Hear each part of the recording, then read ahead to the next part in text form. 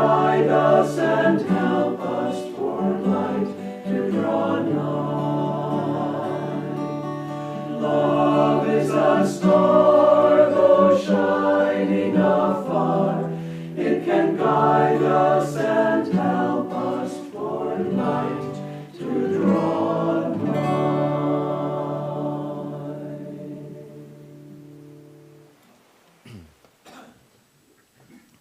Good morning. We would like to welcome you for today's Sunday service. My name is Bharat and my wife's name is Anandi. And we'd like to especially welcome all our guests at our many programs this week at the Expanding Light. And also we'd like to just congratulate our two initiates into Kriya Yoga. They took initiation last night at the Christmas Kriya, which I heard was very blissful.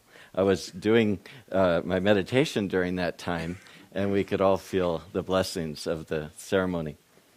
This week, the reading is from Rays of One Light. What is it to fail spiritually? And these are commentaries written by Paramahansa Yogananda, or written by Swami Kriyananda, based on the teachings of Paramahansa Yogananda. Truth is one and eternal. Realize oneness with it in your deathless self within. The first passage is from the Gospel of St. Matthew, chapter 25. Jesus tells the parable of the 10 virgins, 5 of them wise and 5 foolish. They await their bridegroom, the Christ consciousness. The wise virgins keep the oil in their lamp, symbolic of their devotion, lit through the night. The foolish virgins place no oil in their lamps. These foolish ones are like the average devotee, going through the motions of outer ritual, but keeping no fire of love burning in the heart. When the bridegroom's coming is announced, the foolish virgins realize their mistake and hasten out to purchase oil. During their absence, the Christ consciousness comes and embraces those who have been awaiting him with devotion. The foolish ones, by their lackluster devotion, are not accepted by him. Watch, therefore, Jesus told his listeners, for you know neither the day nor the hour wherein the Son of Man cometh. In the autobiography of a yogi, Paramahansa Yogananda describes the foolish virgin consciousness he encountered in the Mahamandal hermitage he stayed in as a young man in Benares. I was pleased, he wrote, that my new home possessed an attic where I managed to spend the dawn and morning hours. The ashram members, knowing little of meditation practices, thought I should employ my whole time in organizational duties. They gave me praise for my afternoon work in the office. Don't try to catch God so soon. This ridicule accompanied me on one of my early departures towards the attic. Later, during the meditation, I felt lifted, as though bodily, to a sphere uncircumscribed. Thy Master cometh today. A divine womanly voice came from everywhere and nowhere. This supernal experience was pierced by a shout from a definite locale. A young priest nicknamed Habu was calling me from the downstairs kitchen. Mukunda, enough of meditation. You are needed for an errand. The Divine Mother's words were not spoken for the benefit of that priest, the foolish virgin, but for Mukunda, the wise virgin. For this was the day his guru, Sri Yukteswar, came to him. Grieve not, friends, if you feel that you have been foolish. No error is forever. Someday, if you keep your lamp lit now, your opportunity will come. In the Bhagavad Gita, the 6th chapter, Krishna promises every devotee, Arjuna, none who works for self-redemption will ever meet an evil destiny. Spiritual failure, though a deep disappointment, is always temporary. Eternal hellfire is but a projection of vindictiveness in the human soul. Thus, through Holy Scripture, God has spoken to mankind. Om, Om, Om. 「 Om. 「 Om. 」 Om. 」 Om. 」 Om. 」 Om. 」 Om. 」 Om. 」 Om. 」 Om. 」 Om. 」 Om. 」 Om. 」 Om. 」 Om. 」 Om. 」 Om. 」 Om. 」 Om.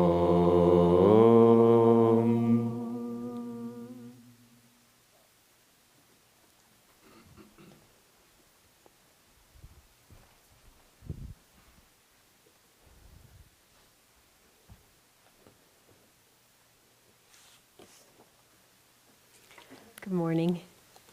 I'd like to read from Whispers from Eternity, a beautiful book of poems and prayers by Paramahansa Yogananda.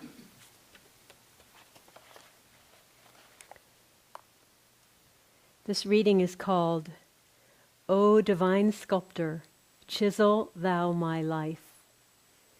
Every sound that I make, let it have the vibration of Thy voice.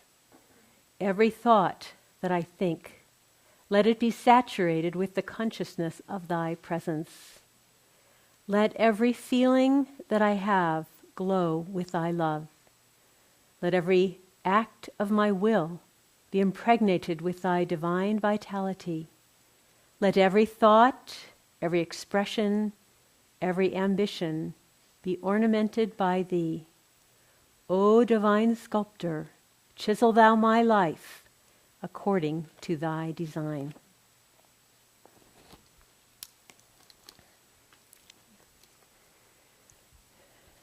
Well, today's reading on the wise and foolish virgins comes at a very perfect time for a couple of reasons.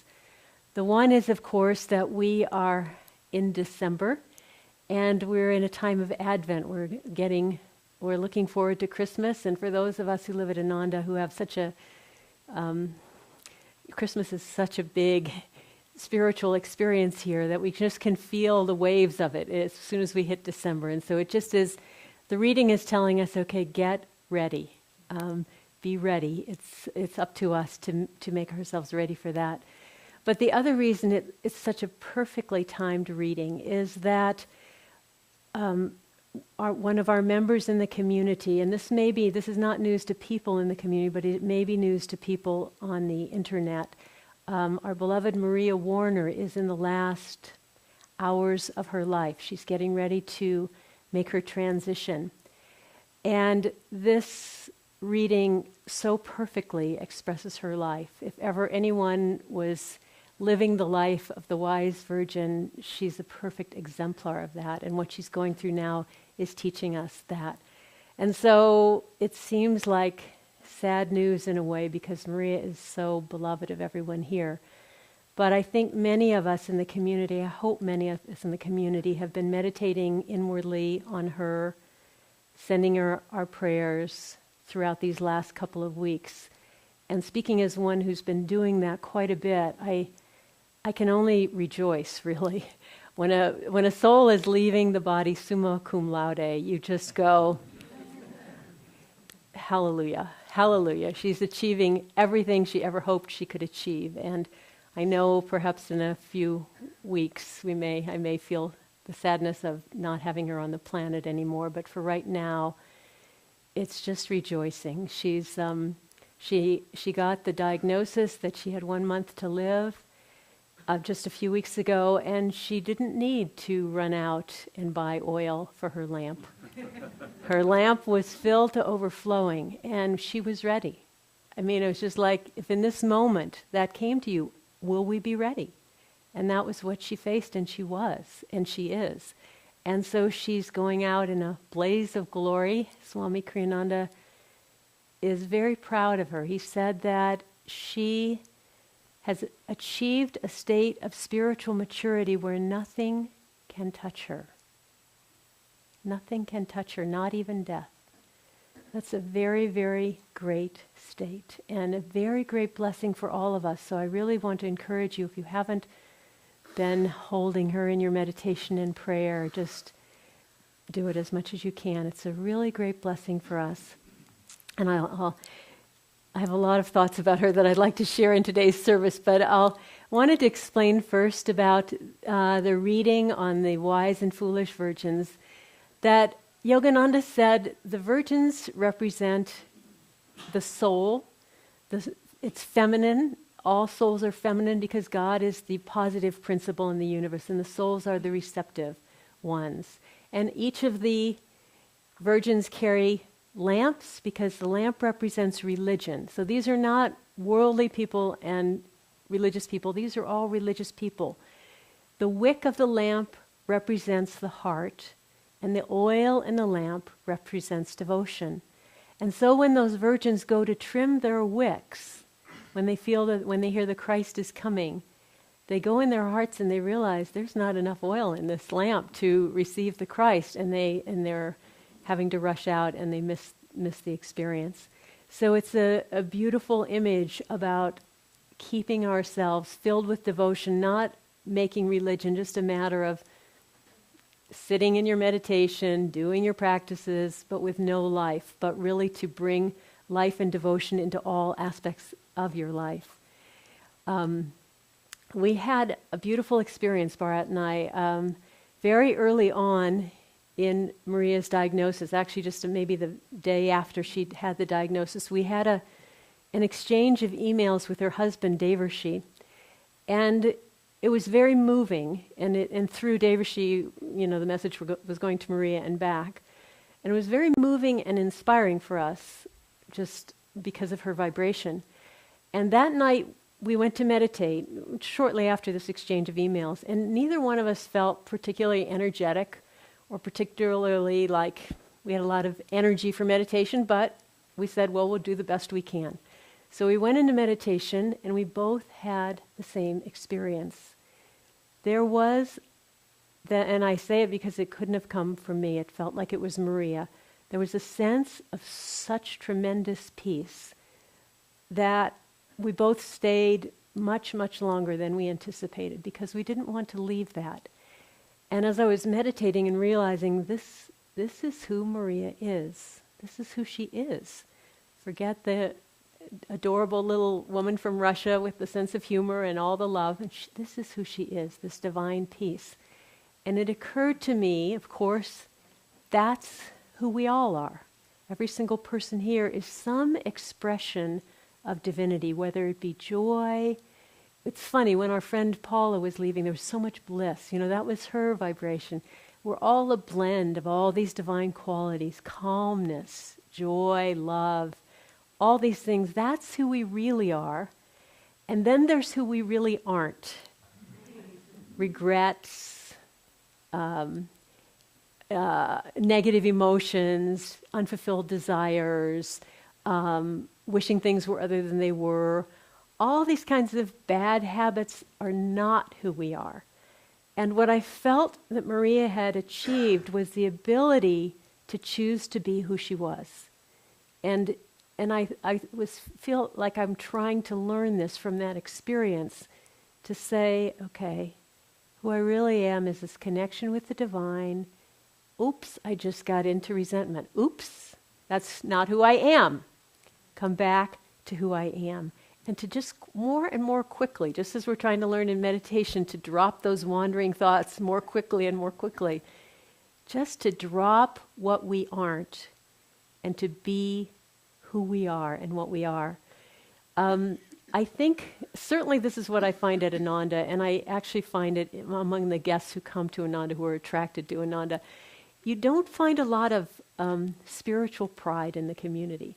What you find is a lot of people who are very insightful, very sensitive, very honest, and very willing to see all their spiritual failings. And, and admit that and recognize where we're not quite making the grade and so forth. And so when we have this reading of the wise and foolish virgins, it's like, oh my gosh, I have so far to go to be a wise virgin and so forth. But that's not what Master wants us to do. Discovering our limitations is only the very, very beginning of the equation. We discover the limitation and then we go, okay, what am I going to do about that? Got to get on that right now, not go, oh, like you have a rock in your shoe. Oh, that rock is still in my shoe. Oh, that rock is still in my shoe. You keep thinking about it, No, just leave it and move on to what you're going to do about it.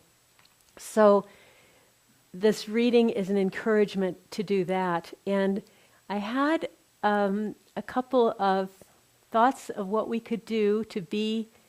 Actually, there was something I wanted to share. I was thinking about the story of a friend of ours. His name is Gordon Lalonde, and he met Yogananda when he was a young man. It must have been a young man. He must be about 80 now. And when he met Yogananda, he got Kriya initiation from him as a very young person.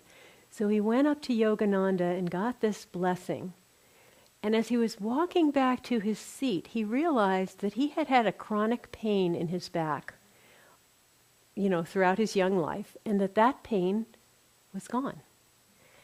And being very young and not very sort of spiritually tuned in, he kept thinking, now I know I had a pain in my back. I think it was, now was it right up there? No, maybe it was, I'm sure it was there. Now where was that pain? And by the time he left that blessing, he had it back. He found it again. So we can have faults, and we can ingrain them deeply into ourselves if we want to. Or we can notice those faults, try to take steps in the direction of changing them, lift them up, lift ourselves up into the light and say, you know what? I think I'll just take this blessing of freedom. I think I'll just go with this inner sense of the divine, which is who I am. And so that's what we want to do. And I had just a couple of, a couple of things we can do, just 2 things, to help us, as they say, truth is simple, but it's not always easy. 2 things to do to embrace the wise virgin consciousness. And the first of these is, of course, meditation. When in the 1970s, there was a phrase that came into popularity. I think it was because that was when a lot of mothers went back to work, and so the child was placed in daycare. And so this phrase, quality time, came into existence. Quality time with your children. Now, this is not a talk on parenting, because I'm not even a parent. But it was a fascinating thing for me, because one of the mothers in our community who was raising her young daughter at the time had a comment on the phrase quality time, and she said, yes, and quantity time is also important. And of course, when you think about it, you realize you can't always know when you're going to have quality time. With a friend, with a child, you can't just say, okay, now we're going to go together and let's just sit down and let's just have a really meaningful exchange here. Oh, you're tired? You want a nap? Oh, too bad. This is our time for a meaningful exchange. We can't predict that. But we have to have time, enough quantity, so that sometime in that quantity we'll hit those moments of quality time. And that's true, isn't it, for our spiritual life? You can think, I meet a lot of people who come as guests here, and I ask them about their meditation, and they go, well, I meditate when I feel the inspiration. I go, well, that sounds good, to meditate when that's like, I want quality time with God. But the fact is, it's that quantity that's what generates the quality. We've got to get in there when we don't feel like it and work on our tools of receptivity for the one thing, but also being there, we don't know when that quality time is going to come. Bharat and I were not expecting a quality meditation that night. We tuned into Maria's energy. We just were there, and it happened. So we want to put ourselves in the right place and be working on the skill of meditation. A lot of people think, well, I'm really not that good at meditation, but it's interesting. We can't always tell what's happening in meditation while we're in meditation. And those of us, myself included, who don't think of ourselves as particularly great in meditation, have found that our whole lives have changed. So maybe while you're in there doing your spiritual work, you're doing the very best you can, you're going, I don't know, my mind is still wandering, but your whole life is changing because you're changing your consciousness. And that's what meditation is about. Practicing lifting our mind and attuning to that place of the divine within ourselves. And we need that practice, and we need to just commit to it. So rather than saying, well, I just meditate when I feel like it, just say 5 minutes a day no matter what. More than that, the more, the better. But just get ourselves in there on a daily basis, whatever it takes to do that, because that's where we're going to start drawing the quality time with God. The second thing we can do, because meditation is only a small part of the day, is something that Swami said he was, oh, I know. There's one more thing I wanted to say about meditation. Sorry. This is from Maria, actually. Maria has had cancer a couple of other times in her life. And she had the cancer diagnosis, and then she had chemotherapy, and then she was sick after the chemotherapy. And so she spent actually a great deal of her time, as devoted as she is to meditation, she spent a great deal of her time. I don't know if she was completely unable to meditate. I'm sure some of that time she was, because she was very ill with the chemotherapy. But certainly it was a huge challenge. And she said, and it has had a big impact because of her experience, she said, make good use of your time, because you don't know how long will your health last. You know, you can go, oh, well, I feel great, I got a lot to do, don't have enough time to, do this, but use it while we've got it, because we don't know how long we'll have. So we want to make the most of that time. And we want to make the most of the time when we're actually sitting there. And one of the best ways to do that is to just immediately try to feel the presence of God. Immediately call on your guru to be with you and meditate with you. Don't think you're just there trying to watch your breath, but make that devotional connection with God and guru right from the beginning. The second point, as I was about to say, for when we are not meditating, is something that Swami Kriyananda just said. I actually heard it just a few days ago, and I hope this can be my lifelong mantra, but I really, really want to make the most of it. He was was getting into a talk about Maria, and he began the talk by saying, enjoy yourself. Enjoy everything that comes to you. Now, he wasn't saying, enjoy yourself, don't work so hard, spend more time going to the movies, going out to dinner with your friends.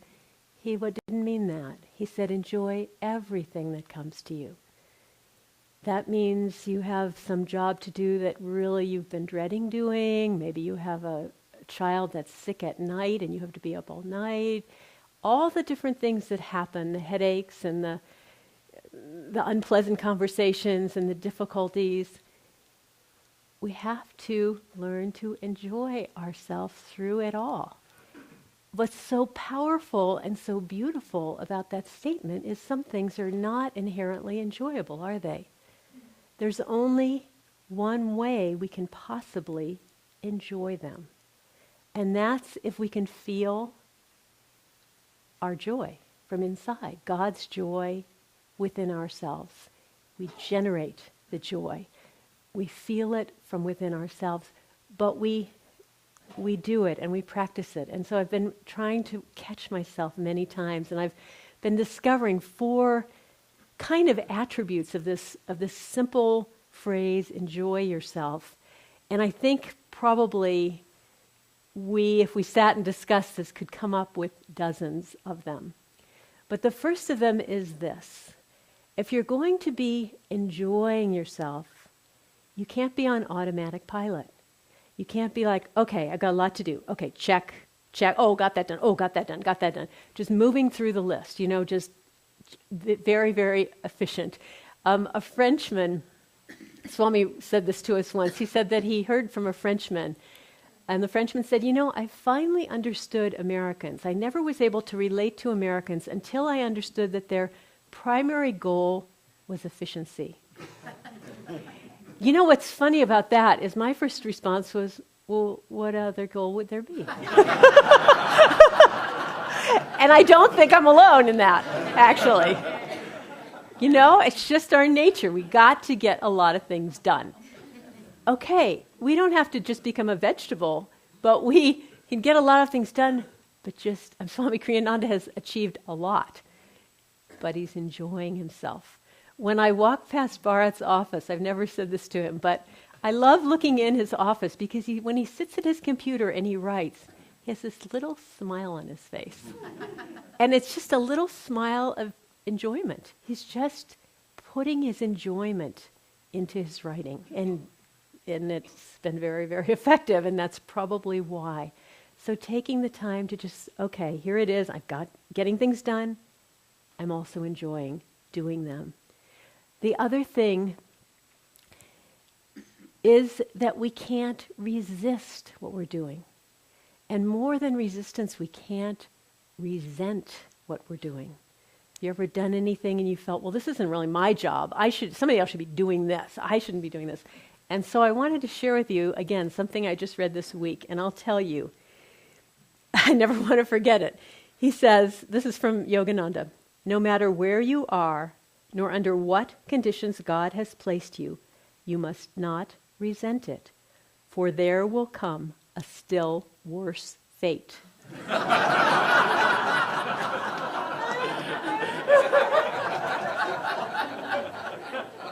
That just makes you sit up and take notice, doesn't it? The other night I was just starting to get into some little, and I just went, whoa, stop. No, I'm so grateful. I'm so grateful. So grateful. So, paying attention, and when we resist, just release it. Just release it, and to just try and enjoy it, whatever it is. Because, heck, it's going to be a lot worse than this. So just enjoy that. And then the third one is to come from a place of relaxation and expansion. So often, I don't know if it's our Protestant ethic in our culture, but we drive ourselves. Okay, yes, this is good for me. I'm going to the gym. Okay, I'm going to work out. This is good for me. I will do it. I will meditate. I'm going in to meditate. I will meditate. I will sit here. I'm not going to move. I'm going to sit here for this many minutes or hours or whatever. Enjoy yourself. I think a lot of us know of the book by Dr. Emoto, the Japanese physician who was studying water crystals. It was in that movie, What the Bleep Do We Know? And he took water and he kind of influenced this water by putting different phrases on it, some negative, some positive. And then he would take that water that had been charged up by these phrases and he would freeze it, and then he would study a crystal under the microscope. And some things, like if he exposed it to rock music, the crystals wouldn't form. And if he exposed it to negative thoughts, the crystals wouldn't form. But one of them was very interesting. He put on one jar, "Do it." And those crystals did not form a crystal. They looked really unhappy. It did not look like a shining crystal at all. And then he put on the other jar, "Let's do it. Let's do it.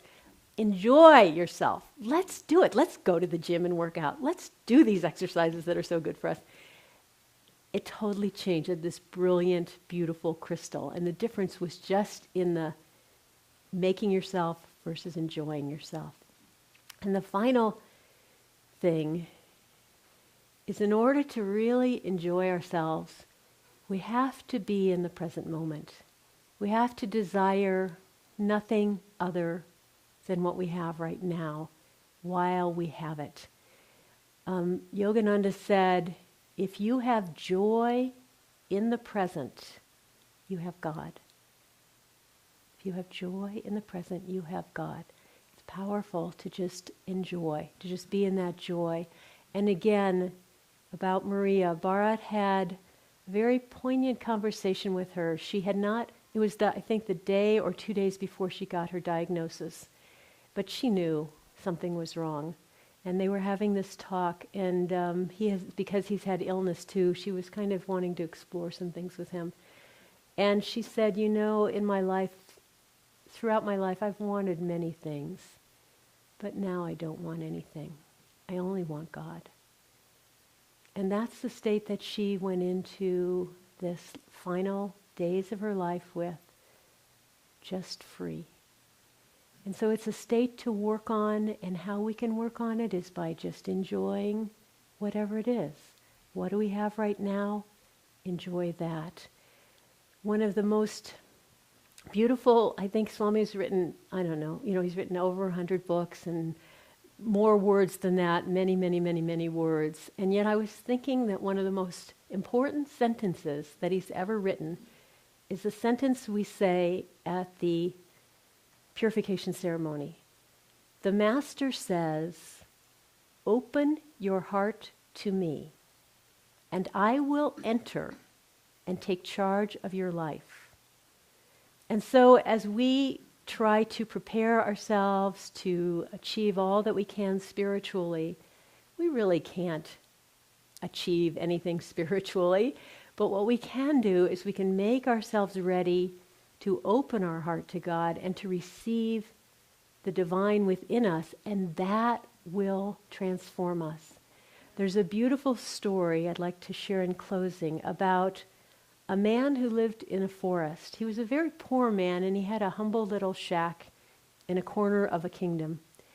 And he was very devoted to his king. He loved his king very much, and he often thought, oh, if only I could have the king come to my house. But it was such a humble shack. And finally, his love overcame him, and he wrote the king, and he invited him to come to his house. And he went around the house, and he was doing everything he could to make it as clean and nice as he could, but it still just not much there. And then, shortly before the king's arrival, all these hundreds of courtiers came, and they brought beautiful plants for the front yard, and they brought expensive carpets for the floors and draperies for the walls and delicious food, and made that man's house so that it was ready to receive the king. And that's exactly what is the case with us. We do the very, very best we can through our spiritual practices, through how we spend our time, through what attitudes we have, to do the best we can to clean up our little house. But most of all, we invite God to come into our hearts and to make us ready to receive Him.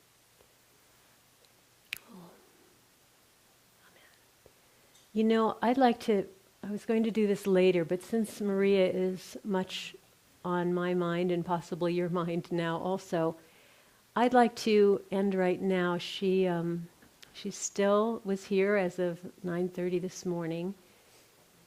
But let's just take a moment and tune into her, a soul that is free. There's nothing holding her. There's nothing she wants. She's just in joy. And feel that spirit and try to feel like you're joining with her in lifting her up to God for the final moment of transition, which she's joyfully expecting.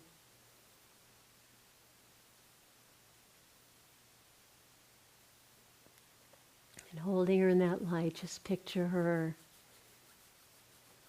lifting up into light. Rub your hands together and we'll chant Om and just send her our love, send her all our blessings for her final freedom in God.